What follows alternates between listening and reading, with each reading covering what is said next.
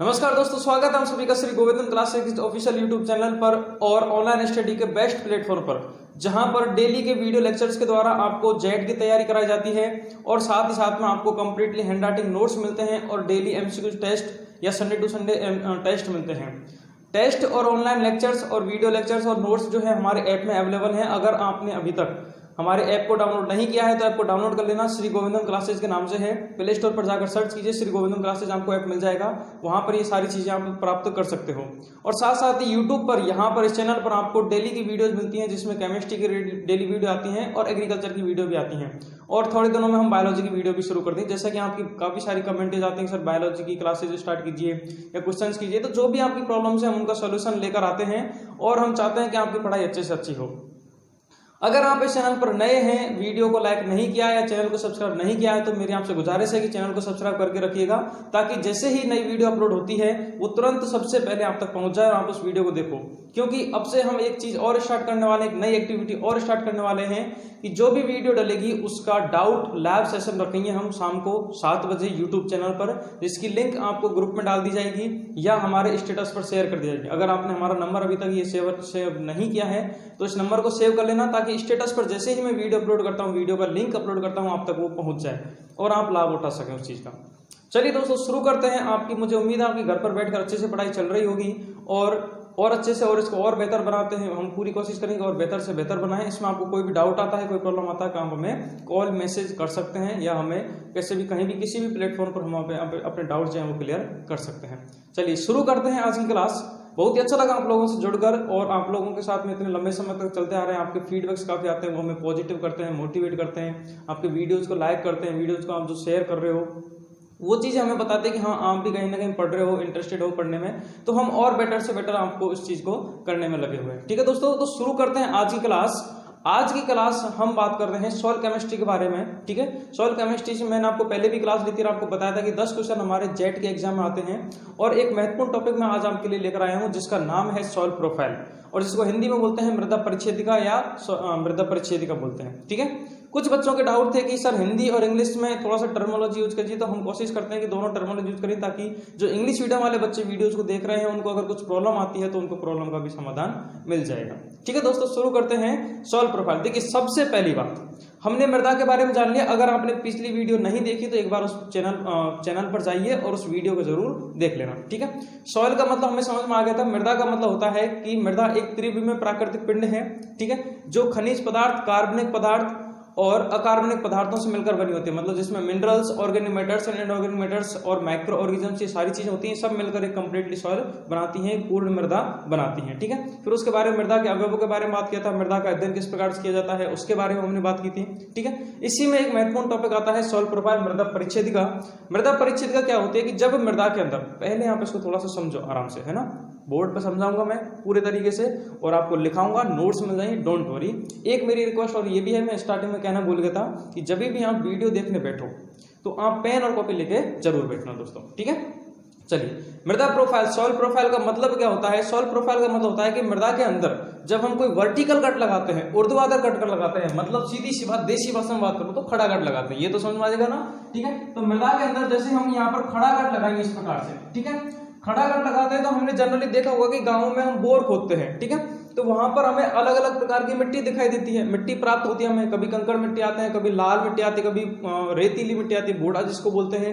फिर नीचे आते हैं तो काली मिट्टी आती है, फिर और नीचे आते हैं, फिर ज्यादा बोर गहरा होता है तो पहाड़ आते हैं, फिर चट्टान वगैरह के टुकड़े आते हैं, फिर पानी निकलता है। ठीक है, तो यहाँ पर क्या हो रहा है, मृदा के अंदर जब हम खड़ा कट लगा रहे हैं, ऊर्ध्वाधर कट लगाते हैं या वर्टिकल कट लगाते हैं, तो इसमें हमें विभिन्न प्रकार की परतें दिखाई देती हैं। क्या दिखाई देती है? विभिन्न प्रकार की परतें दिखाई देती हैं, कुछ इस प्रकार से। ठीक है, इन परतों को, ये जो हमारी परतें होती हैं, इन परतों को हम बोलते हैं संस्तर। इन परतों को क्या बोलते हैं? संस्तर बोलते हैं, जिसको इंग्लिश में बोलते हैं हॉरिजॉन्स। ठीक है, इन परतों को संस्तर बोलते हैं। और ये जो अलग अलग परतें दिखाई देती हैं, जिनकी अलग अलग विशेषता होती हैं, इन पूरी परतों के समूह को, इस समूह को पूरे को हम बोलते हैं सॉइल प्रोफाइल या मृदा परिच्छेदिका। परिभाषा क्लियर हुई कि नहीं हुई? यहां से क्वेश्चन जो आएगा डायरेक्ट यही आएगा कि सॉइल प्रोफाइल या मृदा परिच्छेदिका क्या होती है। तो उसमें एक ऊर्ध्वाधर कट होता है, एक वर्टिकली कट होता है। ठीक है, तो अलग अलग प्रकार के संस्तर प्राप्त होते हैं, उन्हें हम क्या कहते हैं? संस्तर प्राप्त होते हैं। और उन संस्तरों के समूह को हम क्या कहते हैं? मृदा प्रोफाइल, सॉइल प्रोफाइल या मृदा परिच्छेदिका कहते हैं। अब ये संस्तर सर जी कौन कौन से होते हैं, कितने प्रकार के होते हैं? तो ये संस्तर देखिए संस्तर होते हैं, सबसे पहले है ओ संस्तर, ए संस्तर, बी संस्तर, सी संस्तर और सबसे लास्ट में आता है आर संस्तर। 4-5 प्रकार के संस्तर होते हैं, लेकिन कहीं कहीं बुक्स में क्या होता है कि हो सकता है कि ई संस्तर भी दे रखा होता है या सी और आर को एक कर रखा होता है, तो 4 प्रकार होते हैं। बट जनरली संस्तर होते हैं ओ संस्तर, ए संस्तर, बी संस्तर, सी और आर संस्तर। ठीक है, अब इनके बारे में हम डिटेल में जानेंगे कौन सा संस्तर क्या होता है, कहां पे होता है। सबसे ऊपर सबसे पहले जो संस्तर होता है जिसको हम बोलते हैं ओ संस्तर, क्या बोलते हैं जिसको हम ओ संस्तर बोलते हैं। O4 होता है ऑर्गेनिक मैटर, इंग्लिश में, हिंदी में बोले तो कार्बनिक पदार्थ। क्या होता है O4? कार्बनिक पदार्थ, ऑर्गेनिक मैटर। सीधी सी बात, ये क्या होता है ऑर्गेनिक मैटर? क्या होता है सर जी? ये तो आपने नया शब्द लिया है। ऑर्गेनिक मैटर या कार्बनिक पदार्थ का मतलब होता है कि जब मृदा है और मृदा के अंदर क्या होगा, कूड़ा करकट होगा, ठीक है, कूड़ा कचरा होगा। और कूड़ा कचरा में क्या होता है, क्या होता है कूड़ा कचरा में? कूड़ा कचरा में होता है कि हम किसान हैं, ठीक है, खेत में काम करते हैं, फसल काट ली, फसल काटने के बाद में जो भी भूसा वगैरह बच गया या किसान मतलब चारा खा लिया पशु ने, उसके बाद में डंठल वगैरह बच गए, तो वो बच गए, तो उन सबको हम उठा के कहीं साइड में डाल देते हैं। ठीक है, वो क्या होता है, सड़ने गलने लगता है। सीधी सी बात, फसल अवशेष। या घर में हम पशुपालन करते हैं, गाय भैंस भेड़ बकरी पालते हैं, ठीक है, उनका मूत्र होता है या गोबर होता है, उसको भी उठाकर हम साइड में रख देते हैं, जिसको आगे गोबर बनता है। आगे पढ़ेंगे इसके बारे में डिटेल में, अभी थोड़ा समझ। ठीक है, सीधी सी बात कि मृदा के अंदर जब फसल अवशेष, ठीक है, प्लांट इसमें फसल अवशेष और पादप अवशेष और जंतु अवशेष, ये 2 चीजें हैं। अगर ये दोनों चीजें मिलकर सड़ गल माइक्रो ऑर्गेनिजम्स के द्वारा, सूक्ष्म जीवों के द्वारा सड़ गल कर जब नए पदार्थ बनाती हैं, तो उसे हम बोलते हैं कार्बनिक पदार्थ या ऑर्गेनिक मैटर। ठीक है, क्लियर हो गया यहाँ पर? तो मृदा के अंदर अगर प्लांट वेस्ट मटेरियल और एनिमल वेस्ट मटेरियल इसका डीकंपोजिशन होता है ड्यू टू माइक्रो ऑर्गेनिजम्स के थ्रू, ठीक है, तो वहां पर क्या बनता है, जो न्यू एलिमेंट्स बनते हैं, न्यू कंपोनेंट्स बनते हैं, उन्हें बोलते हैं कार्बनिक पदार्थ या ऑर्गेनिक मैटर्स बोलते हैं। क्लियर हो गया? तो कार्बनिक पदार्थ, अब ये क्या होता है, जनरली ये सामान्य मृदाओं में नहीं होता है, ये होता है हमारी जंगलों वाली मृदाओं में, क्योंकि वहां पर क्या होता है, वनस्पति आई, बड़ी हुई, फिर वापस से वो खत्म हो जाएगी, वापस से मृदा में मिल जाएगी, ठीक है, फिर वो सड़ गल के फिर वो कार्बनिक पदार्थ बना लेगी, फिर दूसरा पेड़ होगा, फिर वो बड़ा होगा, फिर गिर जाएगा। तो जंगल की मृदाएं जो होती हैं, यहाँ पर मैं एक चीज को इसको मिटाना चाह रहा हूँ और अब लिखूंगा मैं इनके बारे में डिटेल में। ये क्लियर हो गया आपको? अब हम बात करते हैं सबसे पहले ओ हॉरिजन के बारे में, इसकी विशेषताएं क्या क्या है। इसकी विशेषताएं, सबसे पहली बात यह है, ये ऑर्गेनिक मैटर होता है, कार्बनिक पदार्थ होता है, कार्बनिक पदार्थ सड़गल कर तैयार होते हैं, ठीक है, इसीलिए इसका रंग जो होता है वो काला होता है और इनमें ह्यूमस बनती है, ह्यूमस का रंग भी गहरा काला या गहरा भूरे रंग का होता है। ठीक है, तो इस चीज से इसका रंग भी क्या होता है, रंग जो होता है वो गहरा काला होता है। और ऑर्गेनिक मैटर या ओ हॉरिजन जो होता है वो कहां पर पाया जाता है, वो जंगलों में पाया जाता है या जंगली मृदाओं में पाया जाता है। जंगली मृदाओं में पाया जाता है। कहां पर नहीं पाया जाता, ये शहरी मृदाओं में नहीं पाया जाता, शहरी मृदाओं में नहीं पाया जाता। क्लियर हो गया? यहां तक समझ में आ गया? ओ हॉरिजन के बारे में हमें 2-3 चीज याद रखनी। सबसे प्रथम, सबसे ऊपरी संस्तर जो होता है वो ओ हॉरिजन होता है और इसका रंग गहरा काला होता है, ये जंगली मृदाओं में पाया जाता है, जबकि शहरी मृदाओं में ये नहीं पाया जाता। उसके बाद में आता है ए हॉरिजन, ठीक है, ए संस्तर। ए संस्तर क्या होता है, देखिए मृदा के अंदर क्या होते हैं, मृदा के अंदर मैंने आपको पहले कहा था कि परिभाषा क्या है कि उसके अंदर कार्बनिक पदार्थ, अकार्बनिक पदार्थ, खनिज पदार्थ और ये सारी चीजें पाई जाएंगी, मतलब minerals, organic matters, inorganic matters, ये सारी चीजें पाई जाती हैं। ठीक है, ऑर्गेनिक मैटर यहाँ पर हो गया, कार्बनिक पदार्थ पाए जाते हैं। उसके अलावा चट्टानों के अवशेष भी होते हैं, क्योंकि मृदा का निर्माण जो हो रहा है वो कहां से होता है, चट्टानों के अपक्षय के द्वारा हो रहा है, तो खनिज पदार्थ भी उसके अंदर आएंगे। ठीक है, मिनरल्स भी मृदा के अंदर आएंगे। वो मिनरल्स या खनिज पदार्थ जो पाए जाते हैं वो इसमें अंदर पाए जाते हैं। कहां पर पाए जाते हैं, ए हॉरिजन के अंदर पाए जाते हैं। अभी मैं लिख नहीं रहा, समझो इस बात को, ए हॉरिजन के अंदर पाए जाते हैं। लेकिन लेकिन लेकिन अब ए हॉरिजन जो है वो कहां पे हो रहा है, वो ओ हॉरिजन से जस्ट नीचे है और ओ हॉरिजन क्या हमारा कार्बनिक पदार्थों से भरा हुआ है।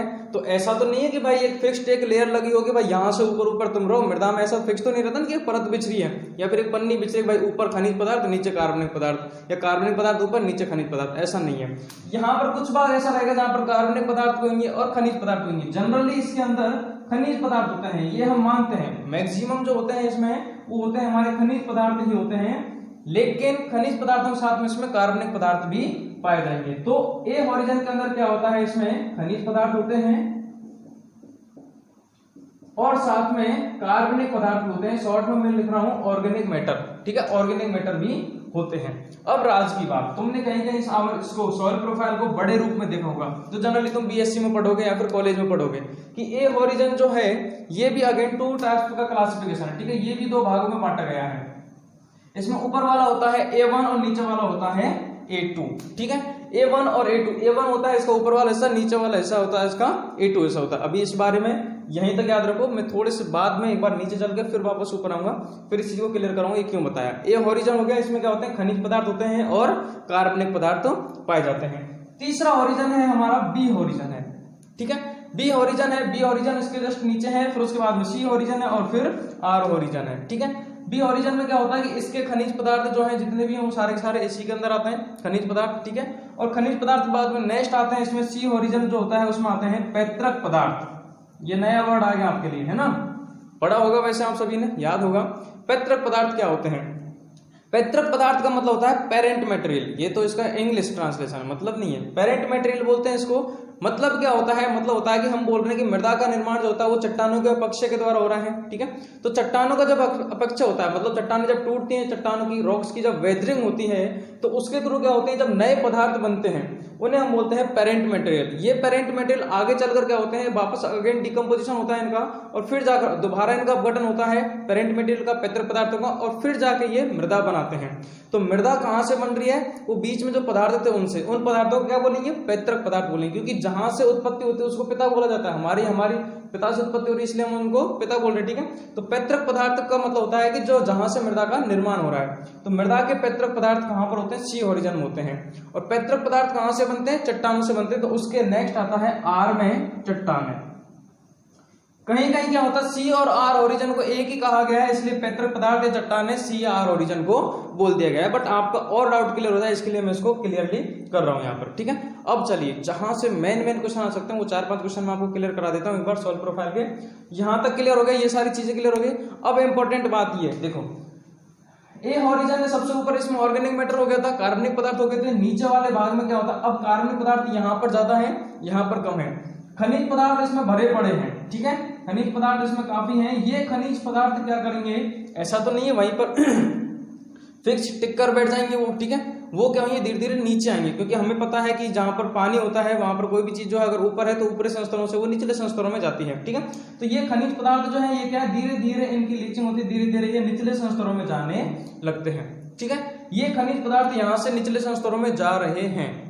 तो यहाँ पर क्या हो रहा है, खनिज पदार्थों का निष्कासन हो रहा है, निक्षालन हो रहा है यहाँ पर, ठीक है। क्या हो रहा है, निक्षालन हो रहा है, पहली बात तो। दूसरी बात, यहां से ये जा रहे हैं, क्या हो रहा है, इनका जा रहे हैं, इसीलिए इस संस्तर को, किस संस्तर को, ए संस्तर को हम बोलते हैं वॉशिंग आउट संस्तर, वॉशिंग आउट संस्तर भी बोलते हैं, इसका याद रखना। वॉशिंग आउट मतलब इससे खनिज पदार्थ जो है वो बाहर निकल रहे हैं, वॉशिंग आउट संस्तर बोलते हैं, निक्षालन बोलते हैं, और निक्षालन को बोलते हैं इसमें इंग्लिश में बोलते हैं एल्यूवियल, एल्यूवियल संस्तर। अब जो हिंदी वाले बच्चे हैं वो सोच रहे हैं सर जी एल्यूवियल को हम याद नहीं करने वाले, क्योंकि ये तो इंग्लिश की टर्म है। भाई साहब वो एल्यूवियल को इंग्लिश में हिंदी में ही लिख देता है एल्यूवियल, ठीक है, तो याद कर ही लेना है ना, छोड़ना कुछ भी नहीं है। तो ए संस्तर से क्या हो रहा है, खनिज पदार्थ, कार्बनिक पदार्थ निचले संस्तरों में जा रहे हैं, इसलिए उसको वॉशिंग आउट संस्तर भी बोलते हैं, उसको निक्षालन संस्तर भी बोलते हैं, या निक्षालन की प्रक्रिया होती है, या उसको एल्यूवियल संस्तर भी बोलते हैं, या हिंदी में एल्यूवियल संस्तर भी बोलते हैं। ये 3-4 पॉइंट आपको याद रखने हैं। अब सर जी क्वेश्चन ये है, तुमने अगर बच्चे तुमने पढ़ा होगा कहीं पे कि सर जी ई हॉरिजन और होता है, वो क्या होता है, ठीक है, कहीं कहीं तुमने देखा होगा, या बाई चांस अगर कहीं कहीं क्वेश्चन ऐसा होता है कि वहां पर ऑप्शन में आता है कि एल्यूवियल निम्न में से किस संस्तर होता है, वहां पर ए ऑप्शन में दे नहीं रखा होता है, ओ दे रखा होता है, बी दे रखा होता है, सी दे रखा होता है, आर दे रखा, या फिर ई दे रखा होता है। तो मैंने जो आप अभी थोड़ी देर पहले एक बात की थी कि ए हॉरिजन जो होता है वो टू पार्ट्स में डिवाइड कर दिया गया यहाँ पर, A1 और A2, ठीक है। A1 यहाँ पर क्या होता है कि ए हॉरिजन पूरा खनिज पदार्थों से भरा हुआ है, लेकिन ऊपर की तरफ क्या है, उससे ऊपर वाले संस्तर में कार्बनिक पदार्थ थे, इसीलिए इसमें ऊपर वाले हिस्से में कार्बनिक पदार्थ प्लस खनिज पदार्थ दोनों का मिक्सचर होता है, जिसको बोलते हैं हम A1 हॉरिजन, ठीक है। और नीचे वाले में क्या होता है, प्योर A2 खनिज पदार्थ होते हैं, उनका निक्षालन होता है, इसीलिए इस A2 को हम ई हॉरिजन भी बोलते हैं। क्या बोलते हैं, A2 को हम ई हॉरिजन भी बोलते हैं। तो कहीं कहीं यदि A2 ऑप्शन में दे रखा होगा, क्वेश्चन ये आता है कि निक्षालन किसमें होता है या एल्यूवियल संस्तर कौन सा है, या तो ए दे रखा है, ए नहीं दे रखा तो A2 दे रखा है, A2 भी नहीं दे रखा तो ई दे रखा होगा वहां पर, ठीक है। तो हमें इस ई को टिक करना है, ध्यान रखना, क्योंकि हमेशा निचली परत में जो पदार्थ है वही नीचे चाहिए ना, ऐसा थोड़ी कि भाई ये तो यहीं बैठ रहे हैं और ये डायरेक्ट नीचे चल के आ जाए, पॉसिबल ही नहीं। तो निचले पद जितने भी खनिज पदार्थ जो निचली सतह में है वो सारे के सारे नीचे यहाँ पर बी होरिजन में आएंगे, ठीक है। एक इंपॉर्टेंट बात और ये कि इसमें खनिज पदार्थ हैं, इसमें भी खनिज पदार्थ है, इसमें पैतृक पदार्थ हो गए, इसमें चट्टान हो गई। अब यहाँ पर क्या हो रहा है, यहाँ पर कार्बनिक पदार्थ हैं, और मैंने आपको कहा था कि कार्बनिक पदार्थों का रंग कैसा होता है, गहरे काले रंग का होता है। इसीलिए ओ होरिजन जो होता है, या ओ होरिजन तो चलो ठीक है जंगलों में पाया जाता है, ए होरिजन इसमें क्या हो रहा है, खनिज पदार्थ हैं और खनिज पदार्थों के साथ साथ में ऑर्गेनिक मैटर कार्बनिक पदार्थ भी हैं। तो इसीलिए अब कार्बनिक पदार्थों का रंग कैसा होता है, गहरे काले रंग का होता है। तो इसीलिए ओ होरिजन जो होता है इसका रंग इसकी तुलना में इसके निचले जितने भी संस्तर हैं इन सब की तुलना में इसका रंग गहरे काले रंग का होता है या गहरा होता है, ये बात भी ध्यान रखना। यहाँ लिख रहा हूं इसको, इसका रंग भी कैसा होता है, गहरा होता है। किसकी तुलना में, इसके निचले संस्तरों की तुलना में, ऊपर वाले की तुलना मत कर देना, क्योंकि ऊपर वाले से बेचारे में रंग आ रहा है थोड़ा बहुत, है ना। तो इसके तुलना में जितने भी संस्तर है उनकी तुलना में इसका रंग जो होता है वो गहरा रंग का होता है। इस चीज का भी थोड़ा सा ध्यान रखना है, ठीक है। बात करते हैं बी होरिजन की। तो बी होरिजन में क्या हो रहा है, खनिज पदार्थ यहाँ पर आ गए थे। ये खनिज पदार्थ क्या होते हैं, परिवर्तित होते रहते हैं। एल्यूमिना, सिलिका या फेरस ये पाए जाते हैं, तो ये एक दूसरे में परिवर्तित होते हैं, इनके ऑक्साइड पाए जाते हैं इसमें, alumina oxide, silica oxide, ferrous oxide, ठीक है। इस प्रकार से सी होरिजन की बात करते हैं तो इसमें पैतृक पदार्थ पाए जाते हैं, और आर होरिजन जो होता है इसमें चट्टान होती है। बेसिक सी चीज है, ठीक है। तो इस प्रकार से कठोर चट्टान हो गई, ये सारी चीजें हैं। तो दोस्तों आज हमने इसमें बात किया था सॉइल प्रोफाइल के बारे में, मृदा परिच्छेदिका के बारे में, कहां से क्वेश्चन आ सकते हैं, कहां से नहीं आ सकते। आ जाओ बी पे। बी होरिजन की बात करते हैं तो देखो यहाँ पर सर जी एक चीज है कि यहाँ से वॉशिंग आउट हो रहा है। वॉशिंग आउट का मतलब है कि खनिज पदार्थ वहां से बाहर निकल रहे हैं, तो निकल रहे हैं तो कहीं तो वो जाएंगे, कहीं तो रुकेंगे, वो है कि नहीं। ऐसा थोड़ी है कि घर से निकल गए चले ही गए, ठीक है। तो रुकेंगे कहां पर, यहाँ पर रुकेंगे, कहां पर रुकेंगे, बी होरिजन वहां पर रुकेंगे। यहाँ पर भाई रुको, थम्बो, है ना, लॉकडाउन तो वैसे ही चल रहा है, तो यहाँ पर वो रुकेंगे। तो इसलिए इसको हम बोलते हैं वॉशिंग इन संस्तर। क्या बोलते हैं इसको, वॉशिंग इन संस्तर बोलते हैं बी होरिजन को। पहली बात क्लियर। दूसरी बात, निक्षालन हो रहा है यहाँ पर। निक्षालन मतलब निकल रहे हैं, निकल कर कहा जाएंगे भाई, कहीं तो टिकेंगे, तो यहाँ जाकर वो रुक जाएंगे, इसलिए यहाँ पर होता है निक्षेपण। कौन सी प्रक्रिया होती है यहाँ पर, निक्षेपण प्रक्रिया होती है। यहाँ पर होता है एल्यूवियल प्रोसेस होती है, या फिर इस संस्तर को एल्यूवियल संस्तर बोलते हैं, तो यहाँ पर इल्यूवियल बोलते हैं। बस अंतर एक का है, इसको हम इल्यूवियल संस्तर भी बोलते हैं। 3 पॉइंट बता रहा हूं, तीनों में से एक पॉइंट डेफिनेटली आएगा। इसको वॉशिंग आउट बोलते हैं तो इसको वॉशिंग इट इन बोलते हैं। इसको निक्षालन संस्तर बोलते हैं तो इसको निक्षेपण संस्तर बोलते हैं। इसको एल्यूवियल संस्तर बोलते हैं तो इसको इल्यूवियल संस्तर बोलते हैं। इस प्रकार से याद करना है, ठीक है। क्लियर हो गया ये सारी चीजें। और मैंने बात कर दी कि सी में क्या होता है कि एल्यूमिना, फेरस, सिलिका इनके ये खनिज पदार्थ होते हैं या इनके ऑक्साइड पाए जाते हैं जो आगे चलकर चट्टान बनाती हैं, और सबसे लास्ट वाला होता है हमारा चट्टानों वाला पदार्थ। तो इस प्रकार से लगभग मैक्सिमम टॉपिक इसमें कवर हो गए। अगर कुछ छूटेगा, कुछ रहेगा तो मैं लाइव सेशन में या डाउट सेशन में इसको और क्लियर कर लूंगा। आप दोस्तों इस चैप्टर को अच्छे से पढ़ना, इस टॉपिक को पढ़ना, क्लियर समझ लेना। नहीं आए कोई डाउट हो तो आप हमसे पूछ लेना, ठीक है। क्लियर हो गया टॉपिक। चलिए दोस्तों बहुत अच्छा, बहुत अच्छे से दिल लगा के पढ़ते हो। आगे शुरू करते हैं हम नेक्स्ट चैप्टर के बारे में या नेक्स्ट टॉपिक के बारे में। तो नेक्स्ट टॉपिक है हमारा, जैसा कि आपको बोर्ड पर दिख रहा है, चट्टानों के बारे में। मृदा परिच्छेद का हो गया, उसके बाद में हम अब पढ़ते हैं चट्टानों के बारे में कि चट्टानें क्या होती हैं, कितने प्रकार की होती हैं, उनके एग्जाम्पल्स क्या क्या हैं। वहां से डेफिनेटली क्वेश्चन आता है। ये आपको बोर्ड पर मैंने समय कम करने के लिए, आपको समय ज्यादा वेस्ट नहीं हो, इसलिए मैंने आपको टेबल जो है वो ऑलरेडी बोर्ड पर बना दी है कि अब इसके बारे में मैं आपको समझा रहा हूँ, एक्सप्लेन कर रहा हूँ। लिखना मत, आराम से पहले सुन लो, समझ लो, उसके बाद में इसके नोट्स मिल जाएंगे, डोंट वरी, ठीक है। बट साथ साथ में थोड़ा सा लिखते हुए चलना, ठीक है। और एग्जाम्पल्स जो मैं आपको बताऊंगा उनको जरूर लिखते हुए चलना। चलिए तो शुरू करते हैं। सबसे पहले कि चट्टान है, रॉक्स, ठीक है। होती क्या है चट्टानें, क्या होती हैं। देखो जनरली हम देसी भाषा में बात कर रहे हैं या फिर सिंपल सी, पहले हम अपने अभी तक की नॉलेज के अकॉर्डिंग समझते हैं कि ज्वालामुखी होता है, या फिर ज्वालामुखी से भी और थोड़ा सा पहले चलते हैं ना, कि कई साल पहले, हजारों 500 साल है, 1000 साल पहले क्या होता है कि जब पृथ्वी पर भूकंप वगैरह ऐसी कोई घटना होती है, ठीक है, तो उस समय क्या होता है पृथ्वी के ऊपर जितने भी जीव जंतु हैं, जितनी भी वनस्पति हैं, वो सब क्या है कि जमीन के अंदर दब जाते हैं, ठीक है। और वो दब जाते हैं, अभी थोड़ी देर पहले मैंने आपसे बात की थी, पेड़ पौधे जीव जंतु जो भी हैं, अगर वो लंबे समय तक मृदा के अंदर पड़े रहेंगे तो उनका अपघटन होगा। माइक्रो ऑर्गेनिजम्स होते हैं, सूक्ष्म जीव होते हैं, उनको अपघटित करते हैं और वो सड़ गलकर कार्बनिक पदार्थ बनाते हैं, ठीक है। कोई भी चीज लंबे समय तक रुकती है तो वो सड़ने गलने लग जाती है, और कोई भी चीज जब सड़ती गलती है तो वहां से हीट जनरेट होती है, ठीक है, ऊष्मा उत्पन्न होती है वहां से, ठीक है। तो इसी प्रकार से जब कोई भूकंप वगैरह आता है तो वनस्पति, जितने भी जीव जंतु वनस्पति वो मृदा भूगर्भ के अंदर अगर दब जाते हैं तो वो धीरे धीरे सड़ने गलने लगते हैं। सड़ने गलने से वहां से क्या होती है, ऊष्मा उत्पन्न होती है, ठीक है, हीट जनरेट होती है वहां से, जिसकी वजह से क्या होता है, वो हीट जनरेट होती है तो वो हीट और ज्यादा बढ़ने लग जाती है। तो धीरे धीरे पृथ्वी के अंदर, पृथ्वी हमारे जैसे कि ये पृथ्वी है, इस पृथ्वी के अंदर यहाँ पर भूगर्भ के अंदर क्या होता है कि जितने भी पदार्थ थे वो अंदर ही अंदर सड़ गलकर हीट जनरेट करते हैं, ऊष्मा उत्पन्न करते रहते हैं। धीरे धीरे ये ऊष्मा इतनी उत्पन्न हो जाती है कि एक लिमिट तक तो पृथ्वी की सतह जो होती है वो इसको सहन करती रहती है, लेकिन एक लिमिट के बाद में वो क्या होती है कि जितना भी अंदर का पदार्थ था वो इतनी गर्मी उत्पन्न कर चुका होता है कि वो आग में परिवर्तित हो चुका होता है, ठीक है। अब वहां पर आग में परिवर्तित हो चुका है तो वहां का टेम्परेचर बहुत ज्यादा बढ़ जाएगा, ठीक है। तो वो टेम्परेचर को पृथ्वी जो है वो सहन नहीं कर पाती, इसलिए वो अंदर से जितना भी पदार्थ है वो बाहर निकलता है। अब टेम्परेचर बहुत ज्यादा है तो जो भी अंदर का पदार्थ है वो लिक्विड फॉर्म में होता है, ठीक है, द्रव अवस्था में होता है, तो सारा का सारा पदार्थ जो है वो बाहर निकलता है, पृथ्वी के बाहर निकलता है। बाहर आके देखता है यार बाहर तो नॉर्मल है सब कुछ, ठीक है। बाहर क्या हो रहा है कि एनवायरमेंट जो है उसमें टेम्परेचर कम है, यहाँ पर टेम्परेचर बहुत ज्यादा था, तापमान अधिक था, बाहर आके देखता तापमान कम है, तो बाहर आकर कोई भी चीज गर्म है वो ठंडी चीज बाहर कर वो जम जाती है, ठीक है। तो ये जितना भी अंदर का पदार्थ था वो बाहर आकर जम जाएगा, जिसको हम बोलते हैं लावा। जनरली आप सभी को पता होगा, बचपन से आप पढ़ते आ रहे हो कि लावा पृथ्वी के अंदर से भूगर्भ से बाहर निकलकर पृथ्वी की सतह पर आता है और वो जम जाता है। जमने के बाद में क्या होता है, यहाँ पर चट्टानों का निर्माण होता है, इस प्रकार से चट्टानें बनती हैं। ये तो देसी तरीका। परिभाषा क्या हो जाएगी, परिभाषा है कि चट्टानें कोई एक पदार्थ नहीं है, कंकड़ नहीं है, यहाँ एक कंकड़ बड़ा सा कंकड़ वहां पर हम बोल रहे हैं सर जी वो चट्टान है, नहीं। चट्टान क्या है कि काफी सारे पदार्थों से मिलकर बना होता है, वो सारे के सारे पदार्थ ठोस पदार्थ होते हैं। तो दो या दो से अधिक ठोस पदार्थों से मिलकर, ठोस पिंडों से मिलकर बने पदार्थों को क्या कहते हैं, चट्टान कहते हैं। वापस रिपीट कर रहा हूं, दो या दो से अधिक पिंडों से मिलकर बने पदार्थों को क्या कहते हैं, चट्टान कहते हैं। चट्टान का निर्माण सबसे पहले किस प्रकार से हो रहा है, सबसे पहले इसी प्रक्रिया के द्वारा हो रहा है, ठीक है। अब यहाँ पर देखो, अब थोड़ा सा एक स्टेप आगे चलते हैं। चट्टानें कितने प्रकार की होती है, चट्टानें 3 प्रकार की होती है, हाँ 3 प्रकार की होती हैं। कौन कौन सी, आगरी चट्टानें, अवसादी चट्टानें और रूपांतरित चट्टानें। सबसे पहले नंबर की है आगरी चट्टानें, सबसे दूसरे नंबर की है अवसादी चट्टानें और तीसरे नंबर की है रूपांतरित चट्टानें।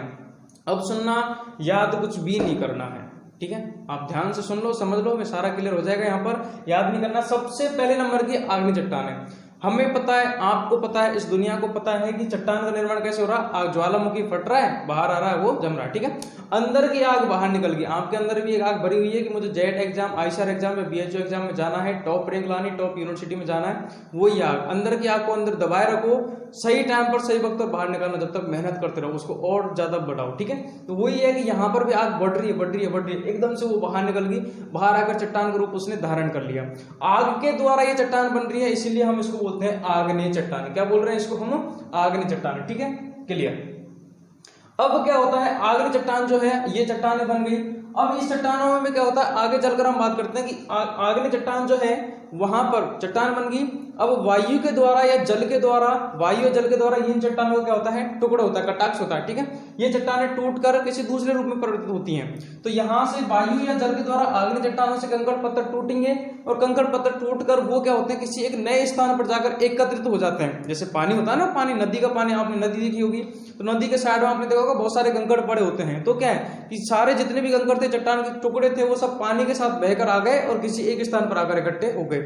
तो आग्नेय चट्टानों में जो पहाड़ होते हैं, जो पर्वत होते हैं, जो चट्टान होती हैं, इनके छोटे छोटे टुकड़े इकट्ठे होकर किसी दूसरी जगह पर जाकर इकट्ठे हो जाते हैं और इकट्ठे होकर वो एक नई चट्टान बना लेते हैं, नई चट्टान का रूप धारण कर लेते हैं। उस चट्टान को हम बोलते हैं अवसादी चट्टानें। क्लियर है, याद नहीं करना है, हमारी बस याद यही रखना है कि एक ही चट्टान बनती है, कौन सी, आग्नेय चट्टान, ज्वालामुखी के द्वारा या आग के द्वारा। वो आग्नेय चट्टान यदि जल या वायु के द्वारा उसमें उसका अपघटन होता है, अपक्षय होता है, ठीक है, उसके कण टूटते हैं, तो जल या वायु के द्वारा उसके कण, छोटे छोटे कण टूटकर किसी एक स्थान पर जाकर इकट्ठे हो जाते हैं और इकट्ठे होकर एक नई चट्टान का रूप धारण कर लेते हैं। उस चट्टान को क्या बोलते हैं, अवसादी चट्टान बोलते हैं। क्लियर। अब दूसरी चीज, अब हमारी एक तो आग्नेय चट्टान बन गई, एक हमारी बन गई अवसादी चट्टान। अब वातावरण के अंदर भी क्या होता है कि कई सारे प्रकार के परिवर्तन आते हैं, ठीक है, जलवायु परिवर्तन आता है, ठीक है, टेम्परेचर कम ज्यादा होता है, मॉइस्चर वगैरह कम ज्यादा होती है, इस प्रकार से जीव जंतु होते हैं, पेड़ पौधे होते हैं, इस प्रकार के कई पदार्थ होते हैं जिनके द्वारा वायु या जल के द्वारा, वायु कारकों के द्वारा ये क्या होती है, आग्नेय चट्टान या अवसादी चट्टान। आगनी चट्टान या अवसादी चट्टानों के रूप में परिवर्तन आ रहा है, ये अपने इसमें केमिकली कंपोजिशन में चेंज आता है, ठीक है। रूप में परिवर्तन आ रहा है, तो रूप में परिवर्तन के द्वारा जो नई चट्टानों का निर्माण हो रहा है उसे हम बोलते हैं रूपांतरित चट्टानें। रूपांतरित चट्टान मतलब रूप में परिवर्तन आ रहा है, ठीक है, उसको बोलते हैं हम रूपांतरित चट्टानें। क्लियर हो गया, यहाँ तक समझ में आ गया। तो अभी मैंने आपसे बात की है तीनों प्रकार की चट्टानों की जस्ट परिभाषा, इंट्रोडक्शन कि उनका मतलब क्या है, ठीक है। आगनी चट्टान बनती है सबसे पहले, आग के द्वारा निर्माण हो रहा है। आगनी चट्टान में से जल या वायु के द्वारा कंकड़ पत्थर जाकर उनका अपक्षय होता है, किसी दूसरे स्थान पर नई चट्टान का रूप धारण कर लेते हैं, तो वहां पर अवसादी चट्टान बन जाती है। और यदि आग्नेय अवसादी दोनों के रूप में परिवर्तन हो जाता है तो उसके द्वारा कौन सी चट्टानें बनती हैं? रूपांतरित चट्टानें बनती हैं। क्लियर हो गया। अच्छा, इंग्लिश में क्या बोलते हैं? इसको बोलते हैं इग्नियस रॉक्स, ठीक है, इसको metamorphic, igneous rocks, sedimentary rocks, और इसको बोलते हैं मेटामॉर्फिक रॉक्स। याद रखना, मैं लिखना भूल गया थोड़ा सा। इसको बोलते हैं हम इग्नियस रॉक्स, इसको बोलते हैं सेडिमेंट्री रॉक्स, और इसको बोलते हैं हम मेटामॉर्फिक रॉक्स, ठीक है। चलिए आ जाओ आगनी चट्टान के बारे में अब थोड़ा सा डिटेल में आ जाओ इधर। हाँ, डिटेल में पढ़ लेते हैं, ठीक है। आग के द्वारा निर्माण होता है, ये क्लियर हो गया, ठीक है। मैंने आपसे बात की थी कि आपके अंदर भी एक आग है, ठीक है, और आपके बाहर भी एक आग है, ठीक है। कुछ लोग ऐसे होते हैं जो अंदर आग लिए बैठे होते हैं कि नहीं यार, एक बार मेरा सिलेक्शन हो जाए, एक बार मैं जेट टॉप कर लूं या आईसीआर टॉप कर लूं, बेच जो भी आपका टारगेट है, एक बार उस लक्ष्य को मैं प्राप्त कर लूं, उसके बाद इस दुनिया को दिखाऊंगा। एक तरह की आग। दूसरी तरह की आग ऐसी होती है कि पढ़ तो 2 घंटे रहे और दुनिया को दिखाने की मैं 10 घंटे पढ़ रहा हूं या मैं 8 घंटे पढ़ रहा हूं, ठीक है। आपके आसपास वही ऐसे लोग सभी के आसपास होते हैं। दोनों प्रकार के हैं। कुछ लोग जो बाहर हवा बनाते हैं, कुछ लोगों के अंदर आग होती है, कुछ लोगों के बाहर आग होती है। आग सब जगह होती है, ठीक है। आगनी चट्टान हमने बात की थी, आग होती है, ठीक है। अब यहाँ पर आगनी चट्टान हो क्या रहा है कि अंदर की आग या अंदर के पदार्थ थे वो बाहर आकर निकल रहे हैं, ठोस रूप में आकर जमकर, उसको हमने आगनी चट्टानें कहा है। एक्चुअली साइंटिफिकली क्या होता है कि जब पृथ्वी के अंदर का जो लावा होता है, ठीक है, जिसमें टेम्परेचर बहुत ज्यादा हो जाता है, तो वो पृथ्वी के गर्भ से बाहर निकलता है और वो बाहर आकर चट्टान का रूप धारण कर लेता है। लेकिन अगर 100% लावा है, ठीक है, उसमें से क्या होता है कि लगभग 80% या 70% लावा पृथ्वी के अंदर से, गर्भ से जब हीट ज्यादा हो गई, बहुत ज्यादा गर्म हो गया, तो यहाँ से बाहर निकल गया है और बाहर जाकर चट्टान का रूप धारण कर लिया। लेकिन अब जब ये यहाँ से बाहर चला गया तो पृथ्वी के अंदर खाली जगह बच गई, स्पेस बच गया, तो अंदर क्या है कि थोड़ा बहुत मात्रा में रह जाता लावा, वो पृथ्वी के अंदर ही जम जाता है, ठीक है। तो कुछ बाहर आकर चट्टानें बनती है, कुछ अंदर चट्टानें बनती है। तो इसके आधार पर, उत्पत्ति के आधार पर इसका वर्गीकरण है। सबसे पहले आगनी चट्टानों का 2 प्रकार से वर्गीकरण है। एक है उत्पत्ति के आधार पर। उत्पत्ति मतलब किस प्रकार से उत्पत्ति हो रही है, जिसमें है आंतरिक आगनी चट्टान है और बाह्य आगनी चट्टान है, ठीक है। आंतरिक आगनी चट्टान का मतलब क्या होता है कि जिस चट्टान का निर्माण आंतरिक आगनी चट्टान मतलब अंदर ही हो रहा है, और बाह्य आगनी चट्टान का मतलब होता है कि पृथ्वी के बाहर निर्माण हो रहा है जिसका, ठीक है। दूसरा वर्गीकरण है हमारा इसमें अम्लीयता के आधार पर। अम्लीयता के आधार पर किसमें सिलिकॉन देखा जाता है, सिलिका की मात्रा देखी जाती है, कुछ चट्टान में सिलिका की मात्रा कितनी है, उसके आधार पर इसका 3 टाइप से क्लासिफिकेशन है। 3 भागों में बांटा गया है इसको। 3 भागों में बांटा गया है। सबसे पहले है अम्लीय आग्नेय चट्टान है, मध्यम अम्लीय आग्नेय चट्टान है और क्षारीय आग्नेय चट्टान है, ठीक है। अम्लीय आग्नेय चट्टानों में क्या होता है, सिलिका की मात्रा, ध्यान रखना, वापस से बता रहा हूं, सिलिका के आधार पर इसको अगेन 3 भागों में बांटा गया है। सिलिका की मात्रा कितनी है उसके आधार पर इसको 3 भागों में बांटा गया। सबसे पहले है जैसे कि अगर 65 to 85% है, 65 से 85% अगर सिलिका की मात्रा है तो वो अम्लीय आग्नेय चट्टान होगी, और यदि 55 से 65% सिलिका की मात्रा है तो वो मध्यम अम्लीय आग्नेय चट्टान होगी, और यदि 45 से 55% है तो वो क्षारीय आग्नेय चट्टान होगी। तो इस प्रकार से सिलिका के आधार पर, अम्लता के आधार पर चट्टानें 3 प्रकार की है, और उत्पत्ति के आधार पर जो है आग्नेय चट्टान है वो 2 प्रकार की। कौन कौन सी? आंतरिक आग्नेय चट्टान और बाह्य आग्नेय चट्टान है। आंतरिक आग्नेय चट्टान क्या होती है कि पृथ्वी के अंदर से जब लावा बाहर निकल जाता है तो उस लावा का कुछ भाग पृथ्वी के अंदर ही जम जाता है और अंदर ही चट्टानें बन जाती है। हम जो बोर खोदते हैं ना, बोर खोदते हैं तो नीचे हमें चट्टानें मिलती हैं, तो वो कौन सा रूप होती हैं, वो आंतरिक आग्नेय चट्टानें होती हैं, जो मुश्किल से 20 से 30% होती है। लेकिन चट्टानों का मैक्सिमम पार्ट जो है, मैक्सिमम वो कहां पर है, बाहर है, जिसको बाह्य चट्टानों के रूप में है, ठीक है। तो बाह्य चट्टान है। आंतरिक आग्नेय चट्टान कौन कौन सी, जैसे कि ग्रेनाइट और क्वार्टज, ठीक है, और बाह्य आग्नेय चट्टान जैसे कि बेसाल्ट और रायोलाइट, ठीक है। उसी प्रकार से अम्लीय आग्नेय चट्टानों में आता है ग्रेनाइट, जो है ये ग्रेनाइट होता है, अम्लीय आग्नेय चट्टान होता है, और बेसाल्ट जो है वो क्षारीय चट्टानों होता है, और डायोराइट वगैरह आते हैं मध्यम अम्लीय चट्टानों में, ठीक है। अवसादी चट्टान का एग्जांपल कौन कौन से हैं, डोलोमाइट, चूना पत्थर और बालू पत्थर। चूना पत्थर लाइमस्टोन और सैंडस्टोन, डोलोमाइट लाइमस्टोन और सैंडस्टोन, ये अवसादी चट्टानों का उदाहरण है। और रूपांतरित चट्टान का उदाहरण होता है शिष्ट, संगमरमर वगैरह या स्लेट। ठीक है, तो ये कौन सी होती है? हमारी रूपांतरित चट्टान होती है, जो रूप में परिवर्तन हो रहा है। रूपांतरित चट्टानों का निर्माण किससे होता है? इन दोनों से होता है। क्लियर हो गया? अब सुनो क्वेश्चन कहां से आता है। मेन इंपॉर्टेंट बात यह है कि क्वेश्चन हमें आने चाहिए। मैंने आपसे पहले ही कहा था वीडियो को पूरा जरूर देख लिया करो, क्योंकि लास्ट में मैं दो चीज बताता हूं। एक तो ये बताता हूं कि क्वेश्चन कहां से आते हैं, कौन कौन से क्वेश्चन अभी तक आ चुके हैं, और दूसरी अगर उसकी कोई ट्रिक होती तो उसकी ट्रिक बताता हूं। सबसे पहली बात, चट्टानों की शुरुआत कहां से हुई थी? शुरुआत हुई थी यहां से, और यहां से बन कौन सी रही है? मेन बन रही है हमारी ये आग्नेय चट्टानें बन रही है। क्लियर? तो सबसे पहले ये चट्टान बनती है, इसलिए इसको हम प्राइमरी, फर्स्ट में बन रही है प्राइमरी या प्राथमिक चट्टान भी कहते हैं। तो प्राथमिक चट्टान किसको कहते हैं? आग्नेय चट्टान को कहते हैं, क्योंकि यही है मेन, तो इसी के द्वारा दैनिक का निर्माण हो रहा है, जड़ तो यही है ना। तो प्राथमिक चट्टान कौन सी होती है? आग्नेय चट्टान होती है।